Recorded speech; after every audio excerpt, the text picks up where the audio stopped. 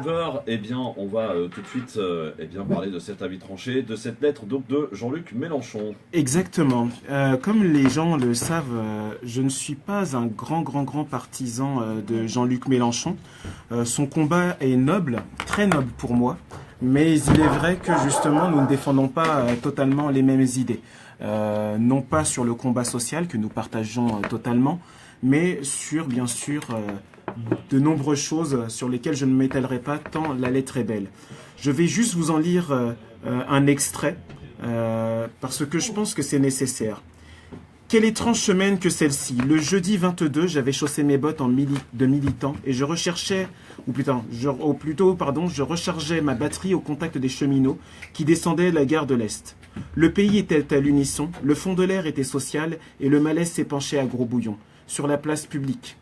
Un jour plus tard, à Trèbes et Carcassonne, un épisode majeur de la tragédie du terrorisme bousculait de fond en comble nos pays.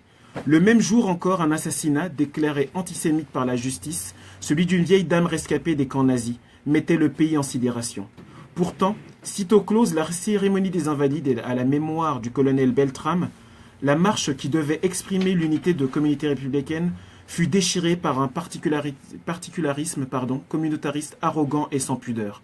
Un chef communautaire nommé Khalifa, ayant fulminé une interdiction de paraître à la marche, contre l'avis même de la famille, le ministre de l'Intérieur ayant reproché à la LFI ses péchés, toute dignité collective du système s'effondra. 10 députés en écharpe furent exfiltrés sur ordre de la police, devant une milice braillarde, dans l'indifférence des hautes autorités qui passaient devant scène, en détournant les yeux et en se bouchant les oreilles. À 3 mètres fusaient pourtant les menaces, la violence et les injures sexistes. Jour de honte.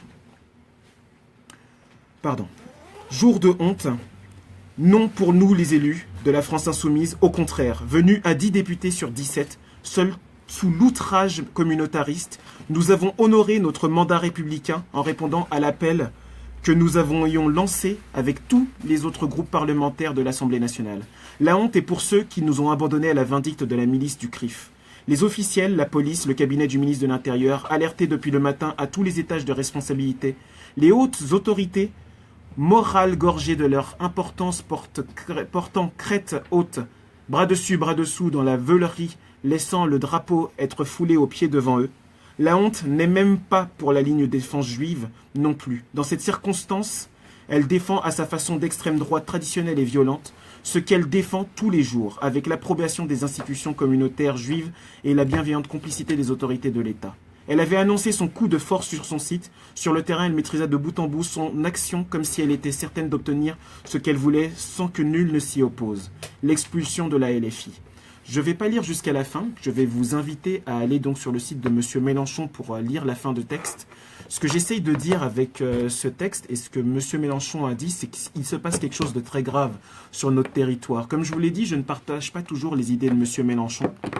Mais la réalité, c'est que la République a été bafouée ce jour-là. La République a été profondément bafouée parce que des élus du peuple, ont été exfiltrés parce qu'ils étaient non autorisés par un groupe quelconque, qui représente une faction religieuse. Donc on parle souvent de laïcité.